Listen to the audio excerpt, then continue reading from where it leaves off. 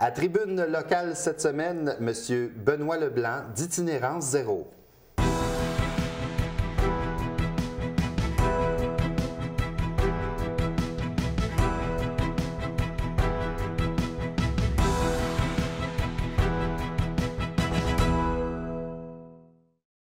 Bonsoir, mesdames et messieurs. Bienvenue à l'émission Tribune locale de cette semaine. Et je suis très content de vous présenter notre invité de ce soir, M. Leblanc. Bonsoir. Bonsoir, monsieur. Alors, j'aimerais qu'on parle de l'organisme Itinérance Zéro. Oui. En fait, c'est pas vraiment un organisme à but non lucratif enregistré, sauf que c'est une cause qui vous tient beaucoup à cœur. Oui. Juste avant qu'on commence avec Itinérance Zéro, j'aimerais ça savoir un peu plus sur vous. Alors, vous êtes qui? Vous faites quoi dans la vie normalement, à part Itinérance Zéro? Moi, l'été, je fais de l'entretien paysager. J'ai mon entreprise, ce qui me laisse beaucoup de temps et de latitude pour l'hiver. Donc, on fait rien ou on fait quelque chose qu'on aime. J'ai choisi de faire ça, puis ça va faire 3 ans bientôt. Et là, vous vous êtes intéressé à la cause de l'itinérance en fondant il y a quelques années, je pense que vous me disiez 3 ans. Oui, environ 3 ans. Itinérance Zéro. Oui. Qu'est-ce que c'est Itinérance Zéro? Itinérance Zéro, c'est un groupe de personnes, c'est toutes des personnes volontaires sur Facebook qu'on a un objectif en tête, essayer de faire une différence puis d'aider les sans-abri dans leurs besoins tous les jours. Mais juste pour mettre une parenthèse claire, Itinérance Zéro, on n'essaiera pas de prendre la place de un ou de l'autre. Notre mission, c'est vraiment d'agir où il y a une carence au moment présent. Si la carence est au niveau nourriture, on va essayer de combler ça avec les personnes qui sont sans abri, ceux qui sont éjectés des refuges pour X raisons, de sécurité ou autre. Puis s'ils ont besoin de vêtements, ces choses-là, on va essayer d'aider. S'ils gèlent dehors, bien, on en a une remorque, on l'a chauffé, on essaie d'agir où est-ce qu'il y a un manque dans le système. Un besoin immédiat. Oui, un besoin immédiat. Parmi toutes les causes qui existent, pourquoi vous avez choisi celle de l'itinérance? Parce que moi, j'ai perdu 16 ans de ma vie avec des crises d'angoisse. Ces choses-là, ça m'a carrément pollué la vie pendant 16 ans de temps. Puis, à force de parler puis de rencontrer des gens, je me suis aperçu qu'on serait surpris du nombre de personnes à la rue qui sont limitées dans leur déplacement à cause qu'ils sont devenus agoraphobes parce qu'ils font des crises d'angoisse. Il y en a beaucoup qui ont besoin de suivi en santé mentale. On n'a pas accès à ça parce que le système de santé s'est rendu comme ça. Ils n'ont pas accès à des médecins de famille. Donc, j'ai dit, moi, je l'ai vécu, je m'en sors bien avec les crises d'angoisse puis les déplacements, ces choses-là. Donc, si je peux aider ces personnes-là à rentrer au moins sur la bonne track, comme on dit, bien, je pense que j'aurais au moins accompli quelque chose, mais il ne faut pas qu'on pense que je le fais pour le geste ou pour les éloges, parce qu'on en fait beaucoup en dessous, qu'il n'y a pas personne qui entend parler. Mais juste une cause humaine, de se sentir bien, de sentir qu'on fait une différence, déjà là, pour moi, ça vaut plus que n'importe quoi. Vous passez combien d'heures, par exemple, dans une semaine sur Itinérance Zéro? C'est une question. Bonne question, à peu près. Oui, à peu près. Bien, en période de grand froid, ça peut facilement aller chercher dans les 50 heures à 60 heures semaine. Tout ça bénévolement? Bénévolement, ça c'est de soir et de nuit. Wow. Parce que le jour, souvent, j'ai d'autres obligations. Mais non, l'hiver, c'est une grosse période. Mais je suis chanceux parce qu'on a des gens qui s'impliquent. J'ai Philippe Boulris qui donne un coup de main incroyable. On a Stéphane Auger, on a Daniel Baudin, il y a son épouse, il y a Julie Dupuis. On est une belle équipe qui commence à pouvoir structurer un peu mieux. Puis on peut déléguer un peu là, pour pouvoir reprendre son souffle. Là. Vous savez, on a tendance, nous autres, les gens en général, on est des fois un petit peu paresseux, on finit notre journée, on s'en va à la maison, on trouve ça bien épouvantable. Là, vous me dites que vous passez 50 heures à travailler là-dessus. Pourquoi? Parce que ça me fait du bien. Ça serait faux de dire que je le fais juste pour les autres, mais... Entre moi, il ne dis-le pas à personne. Okay. Mais vous êtes à votre place. Oui, oui. Mais je pense que ça me fait plus de bien à moi qu'à eux. Juste de faire une différence dans la vie de quelqu'un puis l'aider à progresser vers autre chose, c'est très valorisant. Pourquoi vous faites ça, l'itinérance zéro, quand, par exemple, il y a un organisme qui est spécialisé là-dedans? Je prends l'exemple du Gétami dans le secteur Roll. On pourrait en parler longtemps, mais on a 25 minutes. Non, pourquoi l'itinérance zéro? C'est parce qu'il y a des gens qui sont en accès limité au gîte. Ils ont été barrés pour des raisons Ça peut être de sécurité ou pour toute bonne Quand raison. vous dites barré, ça veut dire qu'on ne peut pas... Ils ne peuvent pas rentrer. Écoute, quand on a déplacé la remorque avec les bénévoles, les gens qui étaient barrés à l'extérieur, dont un, on va le nommer Sylvain, là, juste pour cacher son identité, oui. J'ai peur à penser que si on ne s'était pas rendu à sa tente voir si elle allait bien, il serait peut-être mort gelé, là. OK. Donc, est-ce que, dans l'exemple que vous donnez Oui. là, cette personne-là était au gîte, mais dehors? Elle Oui, était il proche était barré, du il gîte? n'avait même pas le droit de rentrer, se réchauffer 5 minutes. Tu sais, là, si ça aurait été un petit chaud, on l'aurait fait rentrer entre les portes avec une petite couverte douillette, puis le lendemain. Dans le moins 40 là, qu'on a connu? Oui, pas d'accès dehors. Même pas rentrer 15 minutes. Puis le règlement, il est flou, c'est pas clair. Ben, en cas d'urgence, oui, mais elle commence où cette limite-là, en cas d'urgence? Tu sais, c'est-tu quand la personne est en hypothermie à moitié gelée? C'est-tu quand il a juste mal aux pieds? C'est pas clair, ça reste à déterminer avec... Puis vous en avez parlé un petit peu, la remorque. J'aimerais ça que vous me racontiez l'histoire de cette remorque-là. C'est que c'est une remorque que vous promenez un peu partout? Non, même pas. Ça, c'est une remorque qui a été offerte par Daniel Baudin. Lui, c'est un entrepreneur. Daniel, il dit, ça n'a pas de bon sens, il faut qu'on trouve une façon de faire. Je dis, ouais, mais il faudrait vraiment, parce que c'est froid, là, on a essayé d'avoir des accès temporaires. Mais là, Daniel, il dit, écoute, moi, j'ai une remorque, j'ai du chauffage au propane, que je me sers dans mon camp de chasse, puis on peut y aller, il n'y a pas de problème, là. Fait que là, on est allé. Puis là, ben, ces gens-là, ils n'ont pas mangé. On a Pizza Alonso qui a fourni des pizzas pour nourrir ces personnes-là. On a Tim Hortons, Paul Alonso qui a fourni le café pour la mesure d'urgence au complet. Fait que c'est pas... Parce que ça fait une vague, là, les gens commencent à savoir c'est quoi itinérance zéro. Puis là, il y a des compagnies qui vous disent, ben tiens, voilà du café, des beignes. Oui, les gens s'impliquent de plus en plus, puis on les remercie d'ailleurs. Là. Mais non, ce que je trouve de différent puis le fun chez Itinérance Zéro, c'est que on n'est pas un organisme de je décide ça, vous suivez. N'importe qui dans le groupe qui a une idée qui va faire avancer un sans-abri, on va l'écouter puis on va l'appuyer pour qu'il puisse développer son idée jusqu'au bout. En autant que ça concerne les sans-abri, j'ai aucun problème, on n'a pas de limite là, en fait d'efforts et de temps. Dans la remorque, vous avez reçu combien de personnes? 6. 6 qui étaient... Et là, on parle des soirées où il a fait des nuits qui a fait très froid. Oui. Puis ces gens-là, s'il n'y avait pas eu cette remorque-là, qu'est-ce que vous pensez? Je ne sais pas où ils seraient allés. Ouais. On a un exemple. La personne que j'ai emmenée ici, je ne la nommerai pas non plus, on lui offre le choix de dire, bien, on peut te trouver une place. Le gîte à Ottawa, il pourrait vous recevoir. Mais on est rendu où comme société pour pouvoir avoir de l'aide, de changer de province, même si c'est juste à 10 minutes, s'il y en a qui ont de l'aide sociale puis qui habitent 15 jours en Ontario, ça peut être problématique aussi au niveau du revenu. Fait que ça, on essaie de respecter... nos sans-abri sont sur le bord du Québec, mais pourquoi est-ce qu'on ne les traite pas ici, on ne les aide pas, comme qu'on est censé? Puis la personne, il y en a une qui a dit, ben moi, à Ottawa, j'ai déjà eu des petits cas d'abus sexuels, etc. J'ai pas le goût, j'ai peur d'y aller. Puis on a un autre, celui qui est rentré en ambulance, il dit, moi, ben, je fais des crises d'angoisse. Juste me rendre là-bas, je suis tout débalancé, je suis instable, je me sens insécure, donc j'ai pas le goût. Je préfère mourir dans le banc de neige qu'aller là-bas parce que j'ai peur. Puis une crise d'angoisse, si tu n'en as jamais fait, tu peux pas comprendre à 100%, mais tu as vraiment l'impression de mourir. Je le sais, j'ai perdu 16 ans de ma vie avec ça. Donc, c'est une raison de plus pour pousser encore l'aide qu'on peut offrir. Là. Selon vous, est-ce qu'il y a beaucoup de personnes itinérantes dans la région? Oui. Oui, il y en a beaucoup. Plus qu'on pense?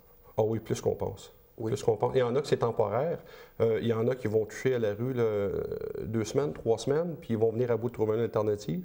Il y en a d'autres qui ont besoin de soins en santé mentale pour dépression ou autre. On a des cadres, des personnes qui étaient cadres, il y a 1 an passé, qu'on trouve à la rue. Il y a toutes sortes de personnes. Mais tu sais, dans le système qu'on est, on crée l'itinérance à appel, puis on apporte de l'aide avec des cuillères. Fait qu'on ne prendra jamais le dessus, là. Tant ou si longtemps qu'il n'y aura pas une restructuration au niveau des soins en santé mentale, puis de l'aide disponible pour ces personnes-là, sans les juger, on n'avancera pas, on n'ira nulle part. Vous savez, on dit souvent, en ce moment au Québec, on est en période d'austérité. Oui. Et puis, on peut s'imaginer que la situation, avec le temps, va empirer, que de plus en plus de gens pourraient se retrouver à la rue. J'ai l'impression que oui. Oui. J'ai l'impression que oui, parce qu'on trouve, moi, pour ma part, j'ai remarqué, il y a de plus en plus de personnes qui faisaient partie de la fonction publique, Puis ça serait faux de croire aussi. Là. Tu sais, les gens ils associent les sans-abri avec l'alcool puis la drogue. Il y en a, je ne vous dis pas qu'il n'y en a pas, mais c'est une minorité, par contre. Mais des gens, il peut y avoir des joueurs compulsifs, il peut y avoir une personne qui avait une entreprise. J'ai vu des entrepreneurs que je regardais, je dis non, ça se peut pas, tu sais, au début. Mais quand la maladie frappe, puis que tu n'as pas d'assurance salaire, puis tu perds vraiment tout parce que tu ne peux pas t'occuper de tes choses. Oui, parce que là, tu peux perdre ta maison, ton auto. Oui. Étant donné que tu tombes dans un état dépressif, tu deviens plus instable, plus de mauvaise humeur, tu perds femme, enfant, tout de suite. C'est comme un jeu de domino. Après que le premier est parti, souvent, on ne peut pas l'arrêter. Ça va jusqu'au bout. Puis le bout, bien, c'est la rue. Et malheureusement, il n'y a pas de ressources. Qu'est-ce que les gens vous disent quand ils vous rencontrent, les personnes itinérantes, quand vous en rencontrez, quand vous les aidez? Qu'est-ce qu'ils vous disent? Est-ce qu'ils sont surpris? Est-ce qu'ils se demandent vous êtes qui? Oui, ils sont surpris. Ils se demandent souvent, ben, t'es qui, toi? Oui, c'est ça. T'es qui, toi? Ben, je suis Benoît Leblanc. Puis tu me donnes ça free, là, comme ça de même. Là, oui, si tu en as besoin, j'ai pas de problème. Si tu as des demandes, on les pose sur le groupe, puis on est un groupe merveilleux. Généralement, on trouve ce qu'on a besoin. Les gens donnent, puis on distribue. La deuxième question, c'est t'es payé par qui? C'est là qu'ils font ça. Puis je ne suis pas payé du tout. Je ne suis pas payé du tout. C'est comme mouvement de solidarité, on est une genre de grande famille. L'entraide humaine ne devrait pas avoir... on ne devrait pas monnayer ces gestes-là. Il y en a qui ont besoin de le faire pour vivre, d'être payés, mais pour ceux comme moi, puis du groupe qu'on peut se permettre d'aider sans en faire une carrière, puis qu'on paye le 3/4 du temps de notre poche, il devrait en avoir plus. Est-ce que vous avez déjà pensé vous-même à travailler dans le communautaire, travailler pour un organisme reconnu, ou vous voulez vraiment le faire personnellement pour vous? Personnellement, je préférerais le faire personnellement. La raison est que j'aimerais qu'il y ait d'autres villes, qu'il y ait d'autres municipalités, d'autres provinces. J'aimerais qu'il y ait des groupes qui se partent comme Itinérance Zéro. Ou est-ce que, tu sais, des personnes comme là, contrairement à notre normal de d'habitude, on demandait des fonds pour payer des nuitées au GTMI. C'est 5 hein? Oui, c'est 5 mais là, on n'a plus le droit de payer pour les sans-abri. Il faut qu'ils, ce qu'on me dit, il faut qu'ils se débrouillent eux-mêmes. Ça fait partie de leur plan de réinsertion. OK, donc, ce que vous me dites là, c'est important. Vous me dites que des gens comme vous, avec vos collègues d'Itinérance Zéro, vous vouliez payer des nuits à une personne itinérante. Vous étiez prêt à le faire. Vous les avez déjà payés. Oui. Puis là-bas, on vous a dit non, il faut qu'ils payent eux-mêmes. Ils vont rester dehors. On m'a envoyé un courriel me disant que non, c'est fini. Il y avait d'autres choses dans le courriel parce qu'on avait offert de l'aide au GTMI. Puis ça allait un peu mal virer, mais ça, on en reparlera peut-être. Ouais. Mais non, c'est ça, effectivement. Donc on n'a pas le droit de payer les 5 pour les aider. Couche dehors pendant ce temps-là. Ouais. Mais tu sais, je dis pas que leur raison est bonne ou n'est pas bonne. Je n'ai pas fait le tour, je n'ai pas analysé. Mais on se fait dire des fois, ben tu sais, on trouve ça étrange, moi et les autres organismes, parce que vous aidez sans avoir de cadre professionnel là-dedans. Bien, je m'excuse, mais si ça prend un bac pour avoir un côté humain, puis avoir le goût d'aider les gens, je pense qu'on est bien mal parti. Monsieur Leblanc, on va faire juste une toute petite pause. Oui. On revient dans quelques instants. Parfait.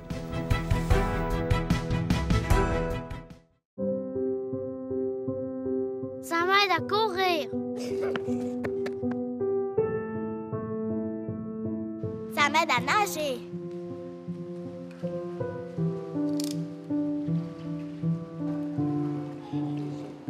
Ça m'aide à jouer au golf.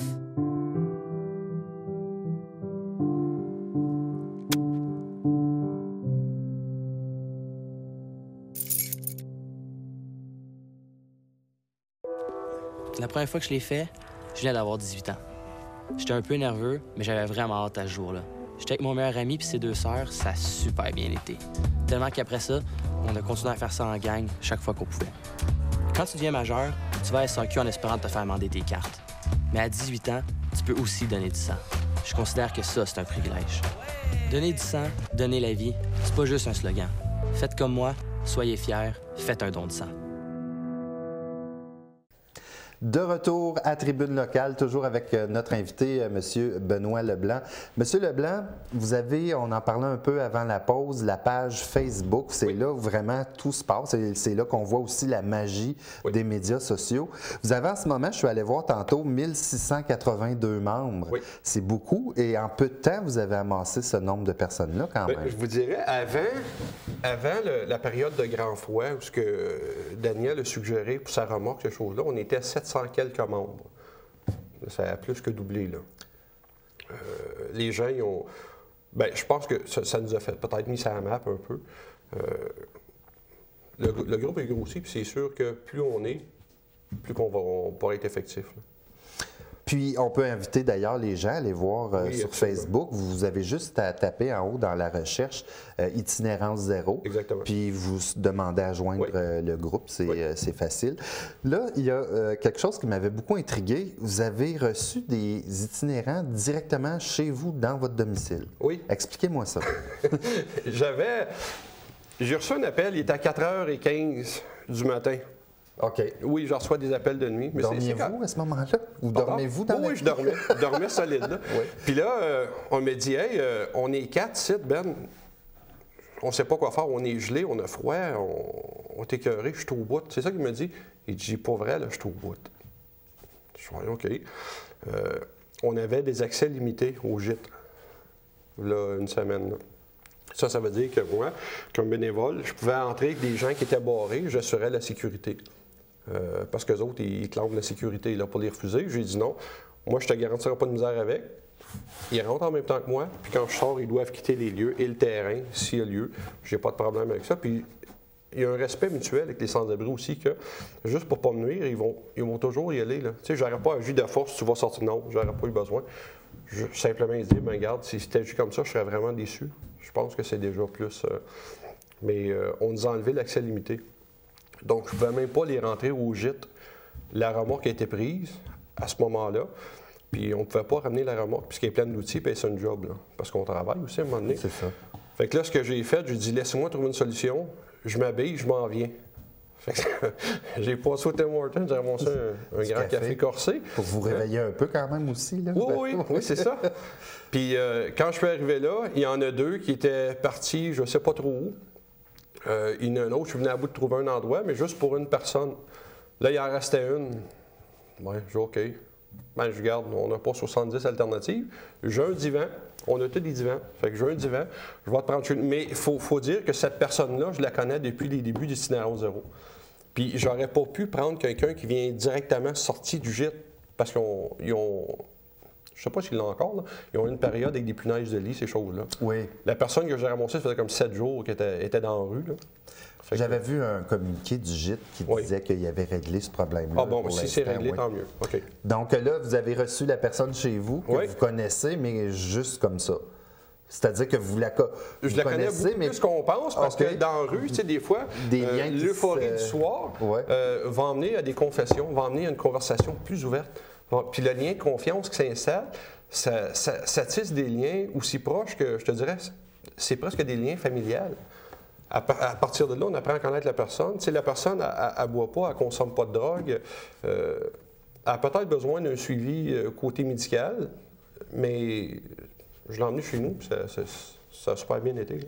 Juste par curiosité, je ne veux pas du tout entrer dans votre vie personnelle, mais est-ce que vous vivez seul normalement ou il y a d'autres personnes dans la maison? Non, je vis seul. OK. Je vis seul. J'allais vous le demander parce que je me disais, si, je ne sais pas, vous avez des enfants, une conjointe. Non, je n'ai pas d'enfants. Mais j'ai des conjoints qui ont déjà été impliqués, puis même si je suis pas avec, elle s'intéresse encore, puis même si j'aurais été encore avec, Pascal aurait accepté que je ramène la personne.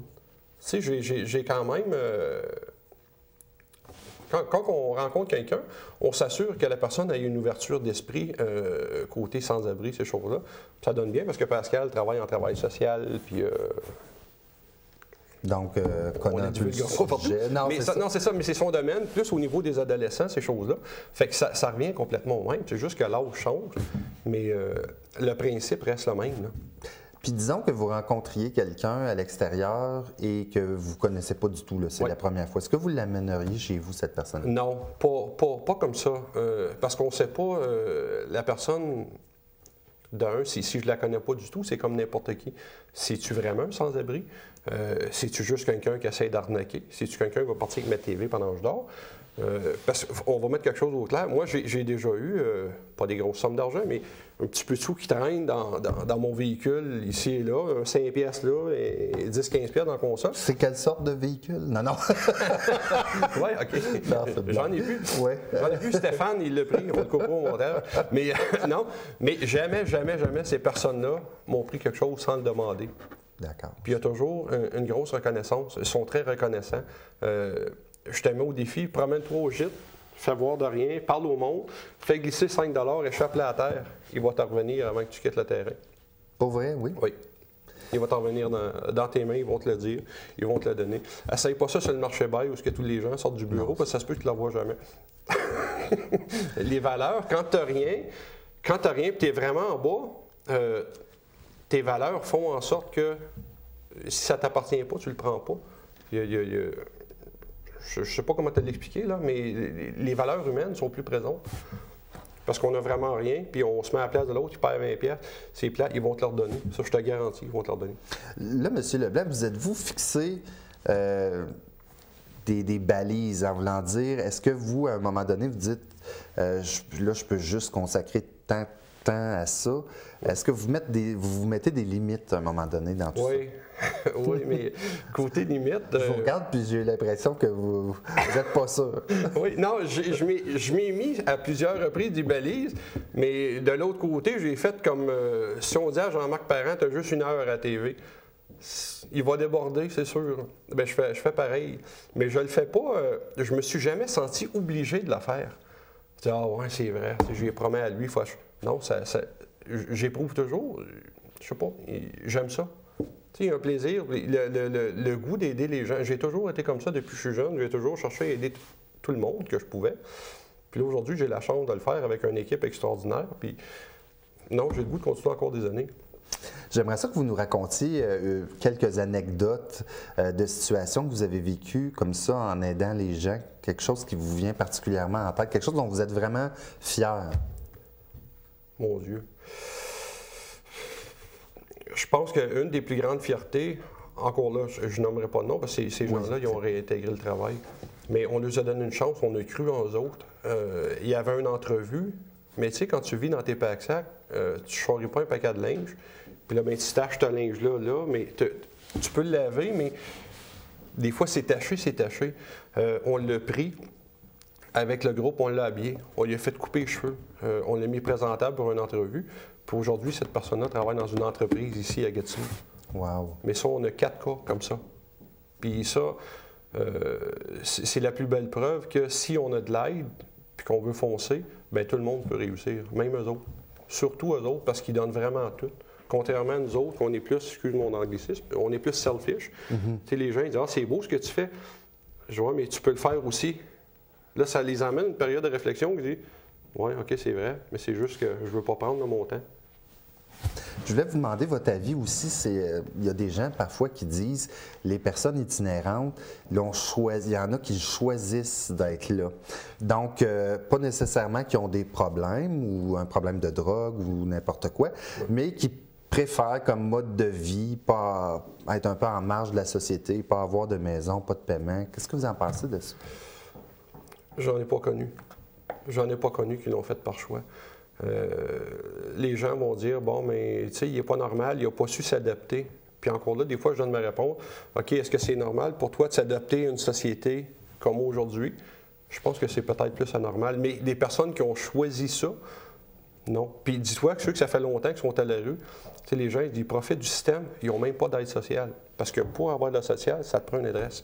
Si tu n'as pas d'adresse, si tu n'as pas d'aide sociale, tu as des difficultés. Souvent, on en trouve qu'ils n'ont pas de baptistère, ils n'ont plus rien, ils ont tout perdu, soit d'un incendie ou de la vie les a menés là. L'ex, le sacré dehors, puis ils ont tout jeté.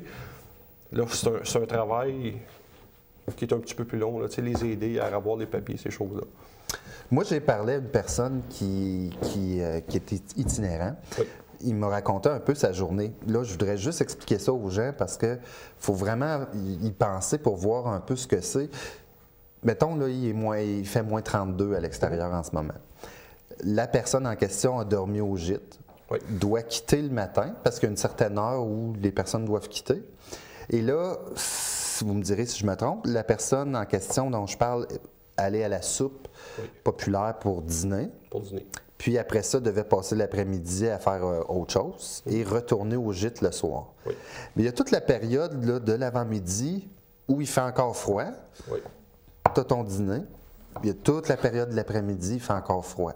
Tu as ton souper, ton coucher. Oui. C'est quasiment inimaginable en 2016. Mais on en est là. Oui, c'est difficile à entrevoir, mais comme société, on est rendu là. Mais si je ne me trompe pas, je n'aime pas lancer des pierres, qu'on ait un bon terme ou non, mais je crois que le gîte, le jour, s'il fait froid, ils peuvent rentrer quand même. Oui, s'il fait trop froid, j'imagine, oui. J'espère. Bien, il me semble que je suis déjà allé l'été, puis il y avait des gens à l'intérieur.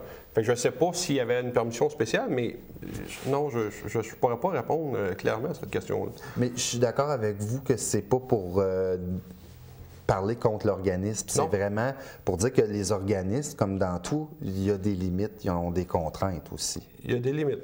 Il y en a qui ont des limites. Il y en a que ça peut avoir l'air soit une limite. Des fois, tu dis, bon, mais un tel, mais je trouve que c'est peut-être au niveau de la gestion que ça l'hésite un peu. Mais ça, c'est des impressions qu'on a. C'est pas un fait concret. C'est pour ça que je me lancerai pas à lancer des pierres, dire, oh, un tel fait ci, fait ça, parce que j'ai aucune idée.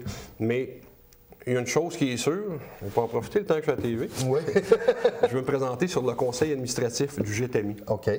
Il y a l'ORGA qui s'en vient bientôt. Je donnerai les dates sur mon site Internet. Pas de problème. C'est pas pour aller voter contre M.